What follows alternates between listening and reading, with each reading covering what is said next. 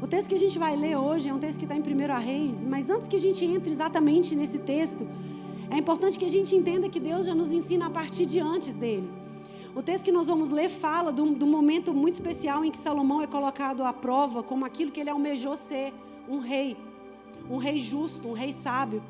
A gente conhece a história e a gente precisa fazer uma pequena retrospectiva só para que a gente contextualize o nosso coração. Rei Davi havia reinado, havia feito um reinado de muita prosperidade, de muita grandeza. E já no fim da sua vida, o rei Davi se encontra com Salomão para passar um legado para Salomão. Caminhar com Deus é caminhar uma vida de entendimento acerca da responsabilidade do legado. Disse isso e vou repetir porque a fé vem pelo ouvir. Caminhar com Jesus é receber um bastão de legado que Ele entregou para a gente na cruz quando morreu por nós. E diz a palavra de Deus que nesse momento Davi vai morrer e ele chama o seu filho Salomão para passar para ele um legado de responsabilidade acerca de como ele governaria. E a gente sabe a história. Salomão diz para Davi acerca de como ele deveria se manter em obediência no que diz respeito aos acordos que Davi havia firmado. Davi diz para Salomão como ele deveria se comprometer em relação a alguns rivais que ele havia deixado como rivais no seu tempo. Davi chega para Salomão e diz para Salomão instruções técnicas acerca de como ele deveria atuar enquanto rei. E ao final ele diz para Salomão, Salomão, caminhe com um coração voltado a obedecer a Deus. E a gente conhece a história. Salomão a partir dali começa a atuar. Salomão começa a fazer aquilo que seu pai havia estabelecido para ele enquanto obediência, ou seja, já cumpre o primeiro princípio de Cristo na cruz, que é obedecer a Deus.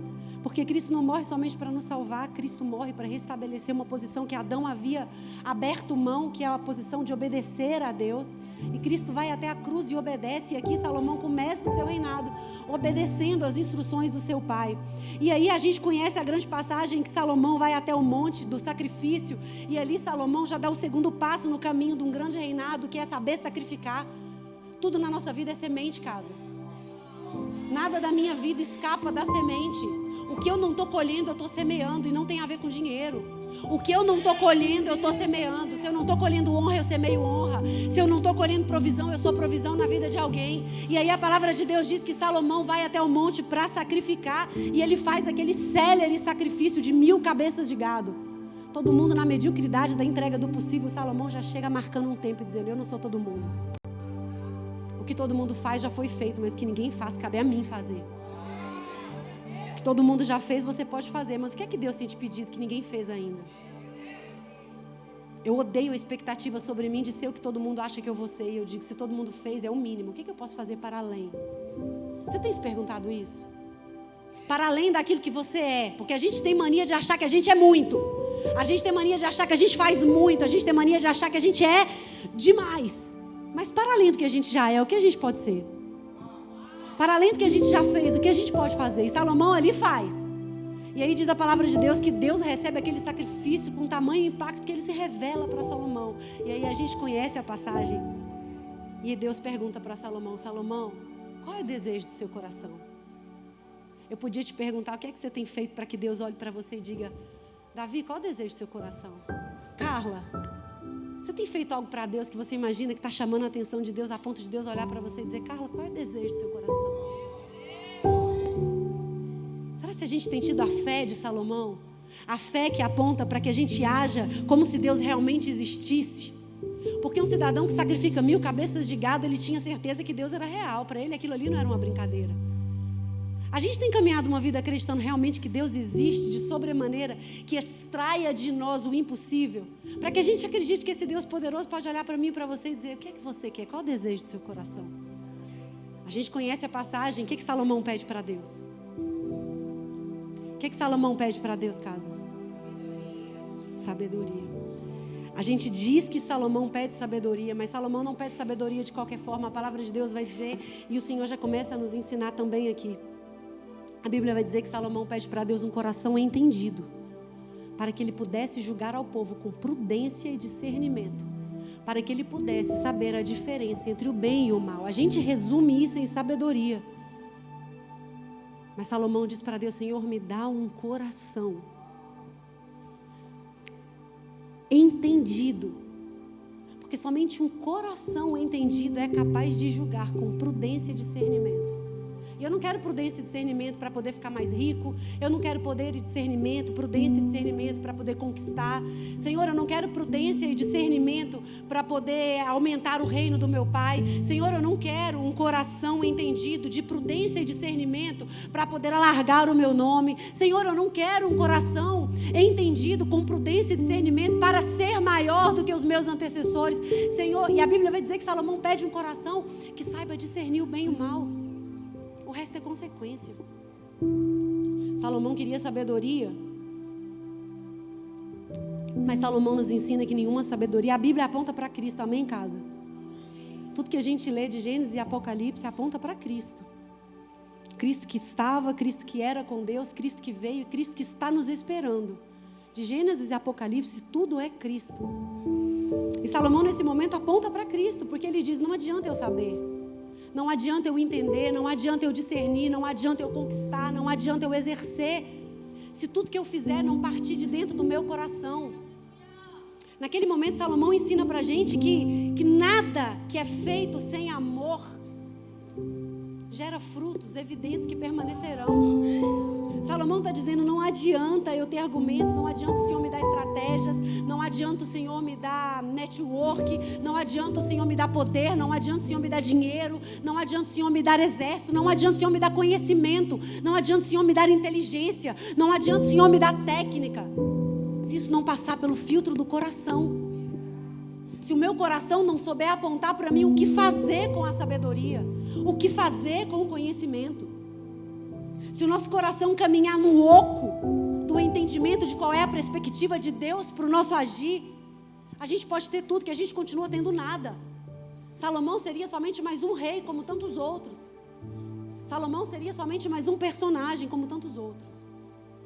Mas até hoje, quando a gente vai a Israel, a gente vai lá no templo que ele construiu. Não adianta a gente ter saber, não adianta a gente ter razão, não adianta a gente ter conhecimento, se o nosso atuar não for a partir da perspectiva de Deus, e a perspectiva de Deus é sem amor. Nada se aproveita. Paulo disse isso em Coríntios. A lei sem amor mata. O conhecimento sem amor mata. Os argumentos que você tem mata, e é por isso que casamentos têm acabado. É por isso que pais têm se distanciado de filhos. É por isso que a gente é colocado numa empresa e a gente não consegue ficar nela, porque a gente entra lá sabendo que a gente sabe muito, mas não passa pelo filtro que Deus quer que passe. É por isso que filhos, é por isso que fariseus ainda matam nos dias atuais. É por isso que tem teólogo que é bom na internet, mas não cuida de ninguém. É por isso que tem gente que entra em igreja, sai de igreja, entra em igreja, sai de igreja e não é capaz de atuar porque ela se entende muito boa e é. Mas sem amor, metal que soa, barulho, oco, vazio.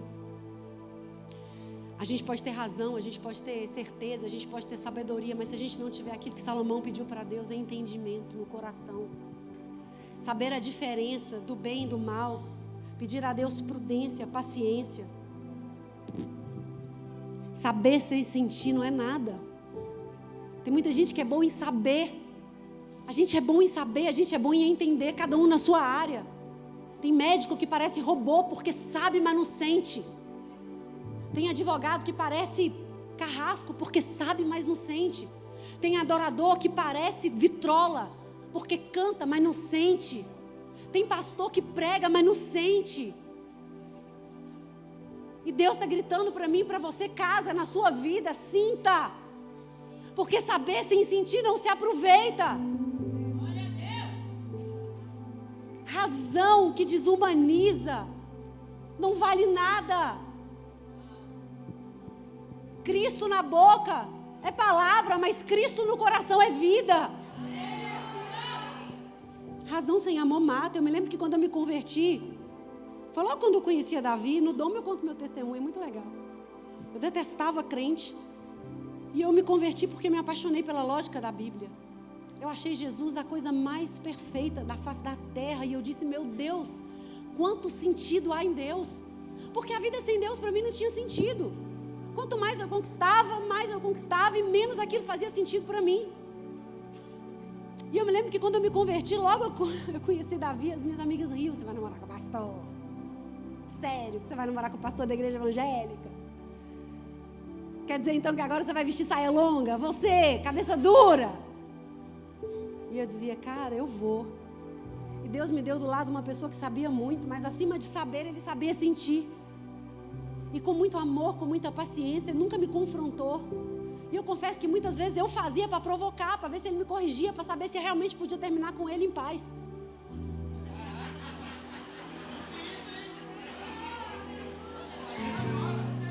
Muitas vezes eu confrontava. Eu chamava ele para ir no churrasco lá de casa. E meu irmão, o único pastor que ele ouve é o Davi, inclusive. O único pastor que ele consegue ouvir é o Davi, porque o Davi, antes de ser pastor, eu amo como ele é. Pensa num bicho bravo. Vocês me acham bravo? E meu irmão escutava o Rapa e The Doors e e o Davi sentado lá do lado dele, cara, com um amor. Se o seu amor não é capaz de tocar, cara, a sua razão nunca vai convencer. Se a sua paciência não é capaz de esperar, suas falas nunca vão cativar. Se o seu entendimento não é capaz de acolher, eu vou te dizer, não adianta você falar, vomitar, porque você nunca vai conseguir converter os corações. Lá em Israel nós tivemos um encontro. Quem vai para Israel? Quem vai conhecer o nosso guia Damian? Maravilhoso. Gente, vocês não vão conhecer Damian? Vou perguntar de novo. Quem vai para Israel conhecer Damian, casa? Nós estávamos no jardim do túmulo. E aí nós fizemos a via dolorosa. Passamos por todo o caminho de Jesus. E a cada passo que a gente dava, ele ia contando acerca da Bíblia. E ele ia relatando acerca dos abandonos que Jesus sofreu. E ele disse para a gente algo que me impactou. E ele disse assim, sabe por que no fim Jesus ficou sozinho? Porque Pedro negou, porque o outro se afastou, porque o outro teve medo, porque o outro se escondeu. Porque Jesus não caminhou pela terra fazendo milícia. Jesus caminhou pela terra amando. Jesus fez pessoas que o seguiam por amor. E naquele momento da violência, eles se afastaram porque eles tiveram medo. Jesus não caminhou fazendo um exército e nós, muitas vezes, como cristãos, queremos formar uma milícia que defenda o nosso ponto de vista a qualquer custo, que defenda o nosso querer a qualquer custo, que vá para a guerra defendendo o nosso ponto de vista, só o nosso ponto de vista, por maior que a gente acha que ele seja. Jesus fez discípulos. Razão sem amor descredibiliza. E Salomão naquele momento ensinou para a gente prudência, sensatez. Aquele que age com paciência, com ponderação, com calma. Fora disso, Jesus está longe, longe, longe. Discernimento é a capacidade de perceber a diferença do certo e do errado. Coisas que vão para além.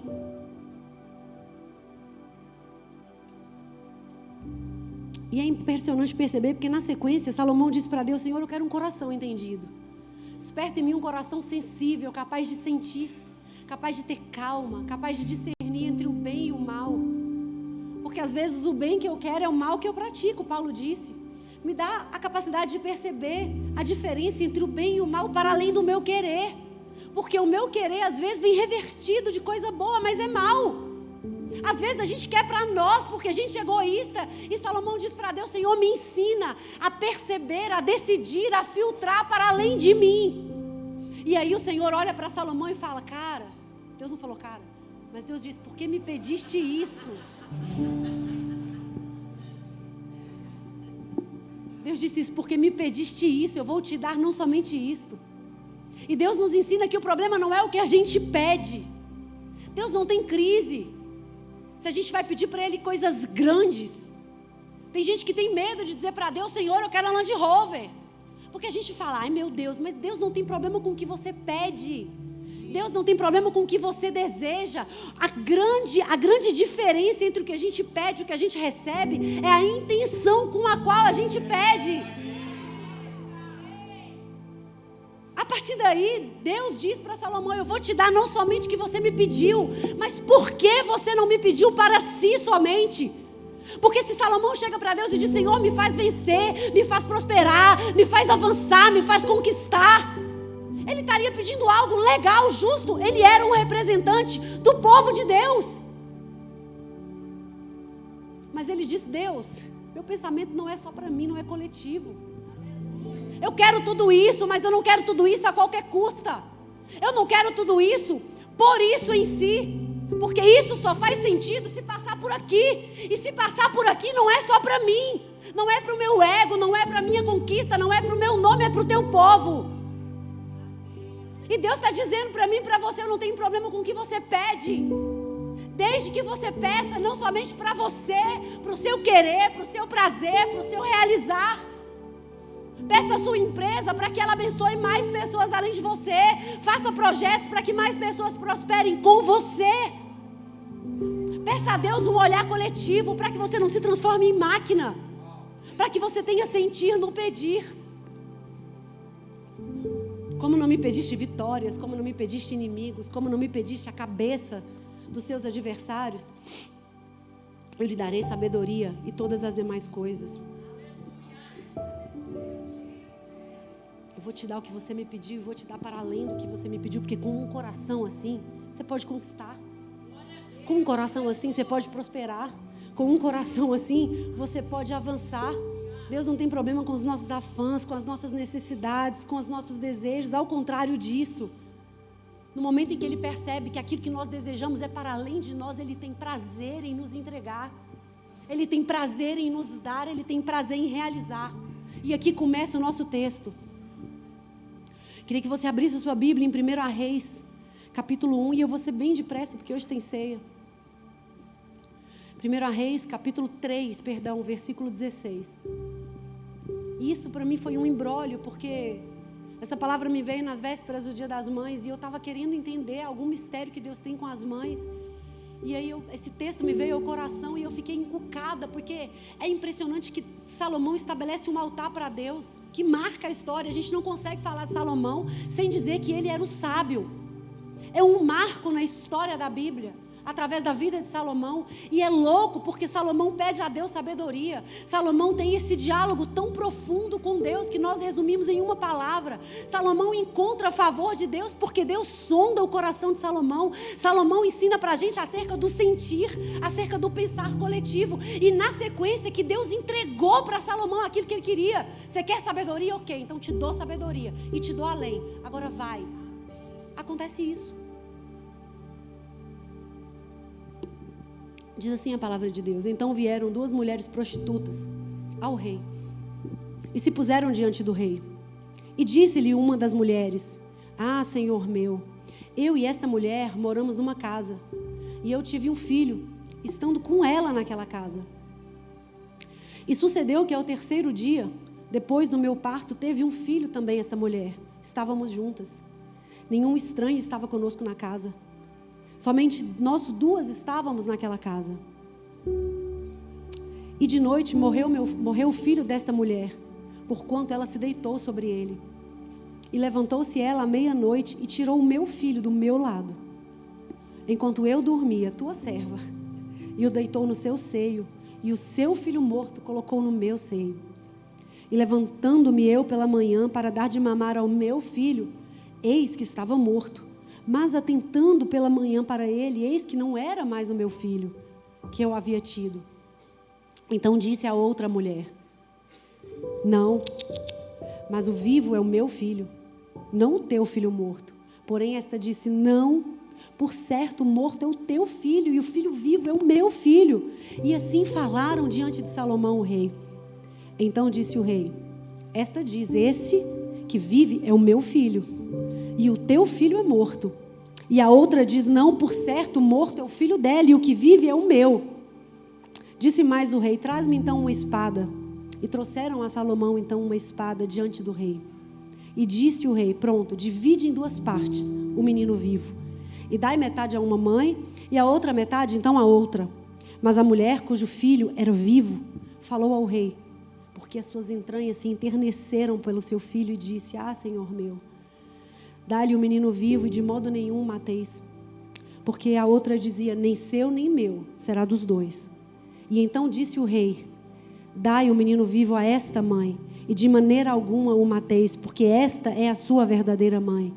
E a partir daí todo Israel ouviu o juízo que foi dado pelo rei, e temeu ao rei Salomão. E muitas vezes eu ouvi essa passagem e fiquei pensando: caraca, o bicho foi rápido. Pá, traz a espada, divide. E as pessoas ficaram com medo, porque esse rei ia partir uma criança no meio.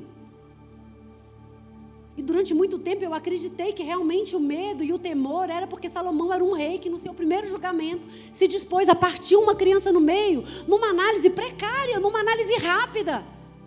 A sensação que me dava era que tinha ali duas mulheres batendo boca, fazendo barraco, e Salomão, sem paciência, diz assim: vai lá, traz uma espada, vamos partir esse menino e acabar com a briga.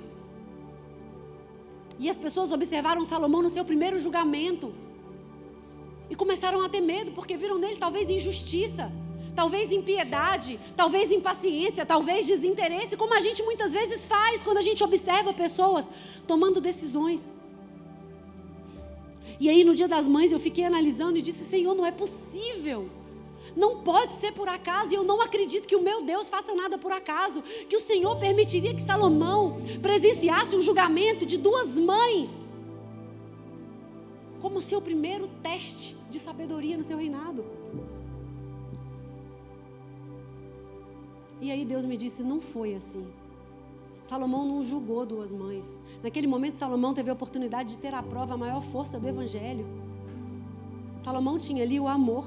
A Bíblia, Deus, quando quer traçar para a gente o padrão mais absurdo de amor, quando Deus quer traçar para nós a dimensão do seu amor por nós, Ele traz o exemplo de uma mãe. E Ele diz: ainda que uma mãe, ainda que seus pais lhe abandonem. Para Deus, a perspectiva do amor de uma mãe pelo filho é tão grande que Ele tem esse amor como referência. E naquele momento, Salomão não julgava apenas uma querela de duas mães histéricas, querendo saber de quem que era o filho. Naquele momento, Salomão tinha diante de si a força do Evangelho, o amor. E com base no entendimento de amor, ele estabeleceria o seu reinado. E afinal, o que era amor? Casa, o que é amor? Como temos amado, como temos decidido, quais têm sido as bases de tomada de decisão da nossa vida.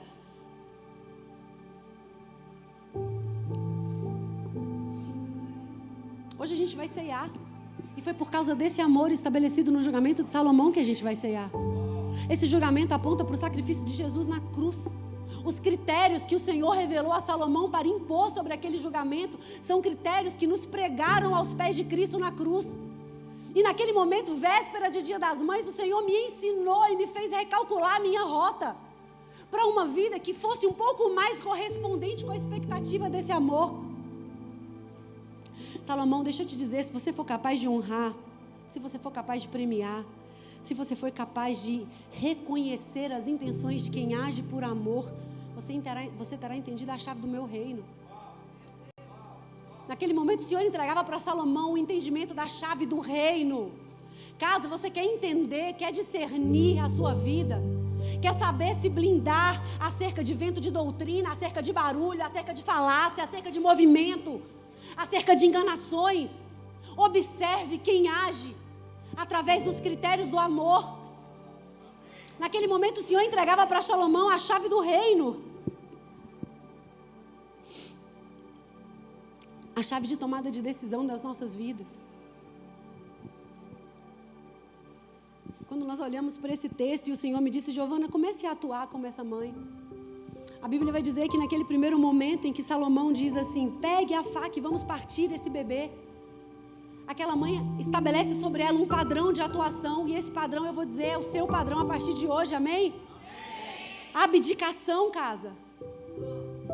A Bíblia vai dizer que a verdadeira mãe, no exato momento em que flertou com a possibilidade de ver o alvo do amor de Deus, o alvo do seu próprio amor ser partido ao meio, ela diz: não corte, entregue para outra mulher. Mas a gente não vive abdicando, ao contrário, a gente vive requerendo, a gente vive exigindo, a gente vive como a outra mãe dizendo: nem seu nem meu, parte no meio. Era o filho dela, nascido das entranhas, 3 dias em puerpério. E ela foi capaz de dizer: não mate, não divida, eu entrego. Porque amou o mundo de tal maneira que pegou seu único filho, por amor, e abdicou de vê-lo, e entregou para morrer na cruz.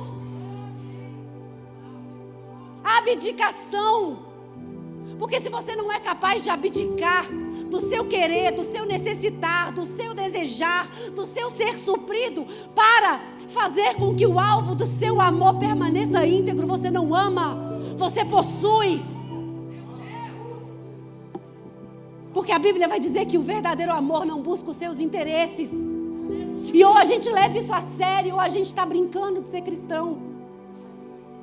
Se o seu amor tem caminhado impondo fardo sobre o outro, peso sobre o outro, deformando o outro, se você não é capaz de retroceder, de abdicar, ainda que custe a vida do outro, você não ama, você não entendeu nada sobre Jesus. Porque ele se esvaziou.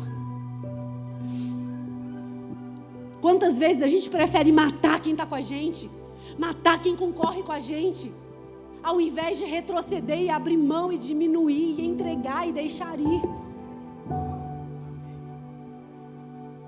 Se a gente não sabe ceder, a gente não entendeu nada sobre a justiça de Deus através do amor. A Bíblia vai dizer que a verdadeira mãe naquele momento sentiu dor nas suas entranhas. Você já sentiu dor nas suas entranhas?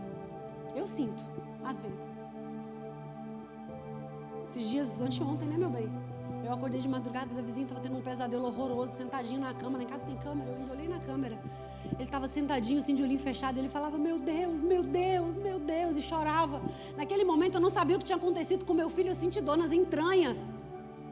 A Bíblia vai dizer que aquela verdadeira mãe sentiu dor nas entranhas ao perceber que o seu filho poderia morrer. E esse é o segundo ponto.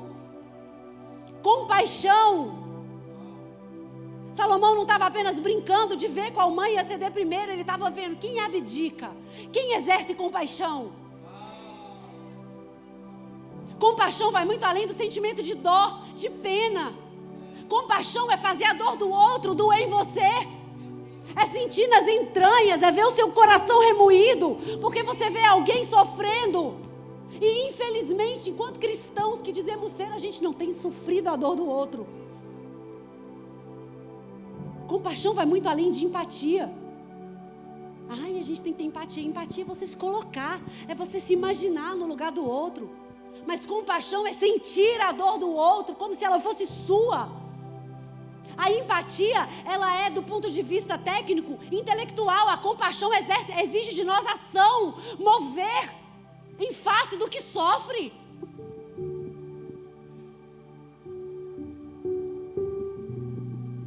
Houve um homem que, em compaixão por nós, foi pisoteado, maltratado, humilhado, ferido, açoitado, pregado na cruz, por uma dor que não era dele, porque ele não tinha pecado.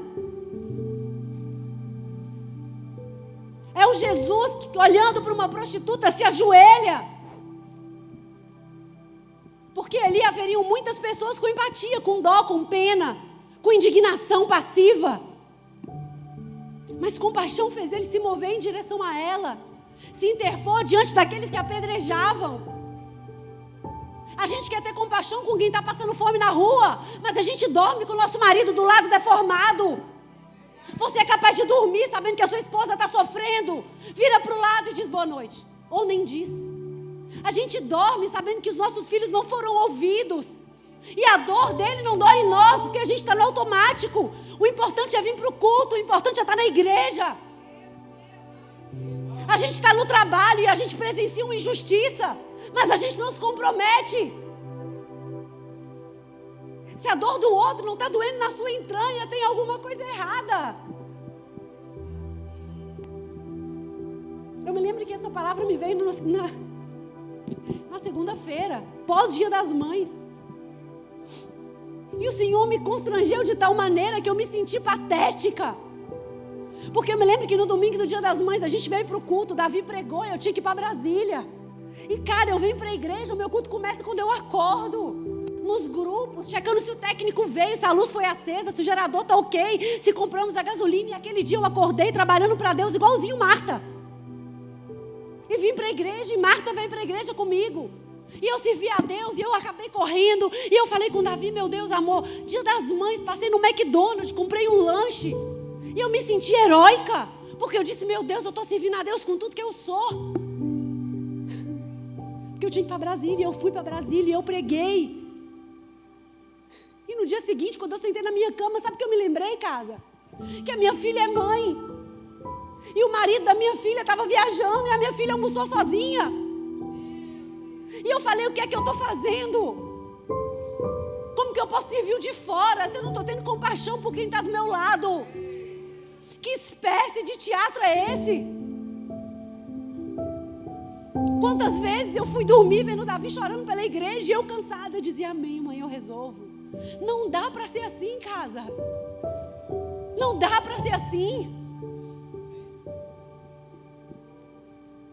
Como é que a gente pode achar normal usar a palavra que fere quem caminha com a gente, quem sonha com a gente, quem paga um preço com a gente? Ah, mas eu estava com raiva. E daí? Como que a gente tem sido capaz de destruir, muitas vezes, a nossa família e não exercer compaixão, porque em casa pode tudo. A gente tem a sensação de achar que quem está do nosso lado é obrigado a aceitar tudo de nós. Que evangelho é esse? Que não te constrange a pedir perdão para o seu filho quando você erra. Que a dor dele não te dói. Marido que vê a esposa ansiosa e é incapaz de parar um segundo e dizer, meu amor, eu estou aqui, eu não sei o que você precisa, mas eu estou aqui. E está tudo bem sair de casa e deixar... Não está tudo bem. Nosso primeiro coletivo é a nossa casa.